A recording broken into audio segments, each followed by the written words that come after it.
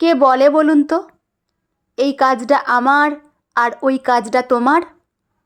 কাজের আবার লিঙ্গ হয় নাকি? আজ শিয়ালদা স্টেশনে এটাই উপলব্ধি করলাম। দিদি, নেবে নাকি? ট্রেনের বোর্ড দেখব বলে দাঁড়িয়ে আছি, হঠাৎ এসে জিজ্ঞেস করলো। আমি তাকিয়ে দেখি হাতে কত ধরনের জামা। ঘাগরা বলাই ভালো, তাতে সুতো দিয়ে বাঁশির কাজ, কোনোটায় আবার পালক। কি এইগুলো? আমি জামাগুলোর দিকে তাকিয়েই জিজ্ঞেস করলাম। এইগুলো ঠাকুরের পোশাক, রাধাকৃষ্ণের ঘাগরা, লক্ষ্মীর শাড়ি, গোপালের জামা। আমি এবার মুখ তুলে দেখলাম এক ভদ্রলোক। বয়স বলতে বেশ বয়স্ক, 50 তো হবেই। তবে আজকালকার দিনে 50 মানে কিছুই না। লোকজন দিব্যি পাহাড় চড়ছে, সমুদ্রে পা ভেজাচ্ছে, সকালে ফুটবল খেলছে, ঝরঝরে শরীর। আসলে ফিটনেসটা বোধহয় খানিকটা পয়সার ওপর নির্ভর করে। খাওয়া দাওয়া লাইফস্টাইল ঠিক থাকলে বয়স একটু যেন সমঝেই চলে। এই ভদ্রলোকের সকালের খাওয়াটুকু জুটেছে কিনা কে জানে। কটা ঠাকুরের জামা হয়তো দোকান থেকে কিনে বিক্রি করতে এসেছে। আজ উল্টো রথ, এমনিতেই মানুষের মনে আজ একটু অতিরিক্ত ভক্তি, আবেগে ভেসে আছে মানুষজন। তাই আজ যদি কৃষ্ণের জামা চোখের সামনে আসে, ভাবনাটা আসতেই আমিও যেন কেমন আবেগপ্রবণ হয়ে গেলাম। সিংহাসনের জগন্নাথ দেবের মুখটা মনে পড়ল। কত দাম? জিজ্ঞেস করলাম। ভদ্রলোক উত্তেজিত হয়ে বললেন, এই তো, ছোটোগুলো 50 আর বড়গুলো 70, আর একদম ছোটোটা 30। আমি ওর দিকে তাকাতেই উনি বললেন, আচ্ছা ছোটোগুলো তুমি 20 দিও। আমার যোগু দাদার এই ছোটোটাই লাগবে ভেবে ওটা হাতে নিয়ে ধরতেই দেখলাম হালকা হলুদ রঙের কাপড়ে বিভিন্ন রঙের সুতো দিয়ে বাঁশি আর পালকের ডিজাইন করা, খুব অন্যরকম, সাধারণত দেখা যায় না। ওদিকে ট্রেন দিয়ে দিয়েছে, লোকজন দৌড়াদৌড়ি করছে। আমিও যেন এবার কাপড়ে আগ্রহ হারালাম। ওর হাতে কাপড়টা ফেরত দিয়ে 5 নম্বরে ছুটছি, কৃষ্ণনগর ধরব বলে। বোন, এটা নেবে না? এই কাজগুলো সব আমার হাতে করা। ঠিক আছে, তুমি না হয় আরও কম দিও। ভদ্রলোক বলতেই থমকালাম। আপনি করেছেন? জিজ্ঞেস করতেই উনি বললেন, সত্যি বলছি, এইসব আমার করা। আমার বাড়ি চাকদা, ওখানে আমার দোকান আছে। আমি জামার ওপর সুতোর কাজ করি, ব্লাউজ, শাড়ি। আমি অবাক হয়ে বললাম, আপনি করেছেন? আমি ভাবলাম কাকিমা বা বাড়ির মেয়েরা কেউ। ভদ্রলোক একটু অবাক হয়ে বললেন, কেন? বাড়ির মেয়েরা কেন? সেলাই বলে? আমি নিজেকে একটু গুটিয়ে ফেলেই বললাম, আসলে ছেলেদের সঙ্গে সেলাইটা যায় না।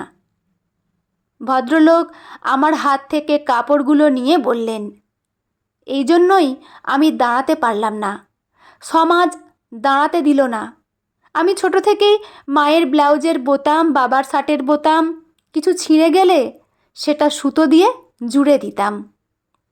মা বারবার কেড়ে নিয়েছে হাত থেকে সুই আর সুতো। হাতে ফাঁকা সময় পেলে আমি পুতুলের জামা বানাতাম। মা ভয় পেত, মেয়ে হয়ে যাচ্ছি। সেই সব টেনে আমার হাতে বল ধরিয়ে দিত। আমার বলে কোনো আগ্রহ নেই, যত আগ্রহ ওই রং বেরঙের সুতোতে। সব স্টিচ জানি আমি, রান, হেম, চেন, সাটিন, কাঁথা।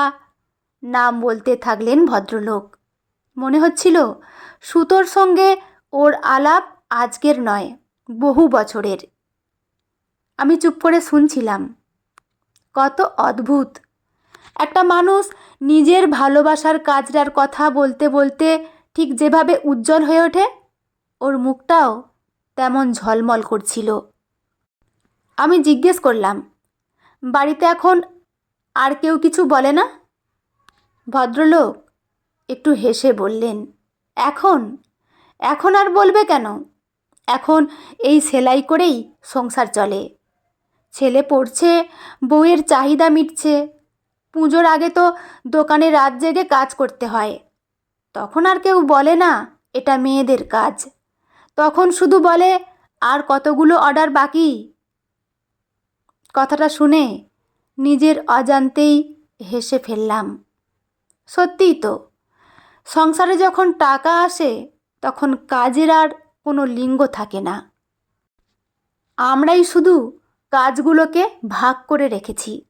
রান্না, সেলাই মানেই মেয়ে, গাড়ি সারানো মানেই ছেলে, ইলেকট্রিকের কাজ মানেই ছেলে। এই নিয়মগুলো কে বানিয়েছে, ঈশ্বর নাকি সমাজ? ছোটবেলায় একটা ছেলের হাতে সুই সুতো দেখলেই আমরা ভয় পাই, ভাবি এ আবার কেমন ছেলে। অথচ সেই ছেলেটাই বড় হয়ে হয়তো এমন শিল্পী হয়ে ওঠে যার হাতের কাজ বিদেশে যায়। আবার একটা মেয়ে যদি হাতুড়ি ধরে তখনও অবাক হই। আসলে আমরা কাজকে সম্মান করতে শিখিনি, আমরা শিখেছি কোন কাজটা কার করার কথা। ওদিকে ঘোষণা হচ্ছে, কৃষ্ণনগর লোকাল 5 নম্বর প্ল্যাটফর্ম থেকে ছেড়ে যাবে। আমি আর ট্রেনের দিকে তাকালাম না। হলুদ রঙের ছোট্ট গোপালের জামাটা আবার হাতে তুলে নিলাম, সঙ্গে লক্ষ্মী ঠাকুরের শাড়ি। দামটা মিটিয়ে ব্যাগে রাখতে রাখতে মনে হলো, আজ আমি শুধু একটা ঠাকুরের পোশাক কিনলাম না, একজন মানুষের বহু বছরের লড়াইকেও সম্মান জানালাম। স্টেশনের ভিড়ের মধ্যে হাঁটতে হাঁটতে বারবার মনে হচ্ছিল, কে বলে এই কাজটা আমার আর ওই কাজটা তোমার? কাজের আবার লিঙ্গ হয় নাকি?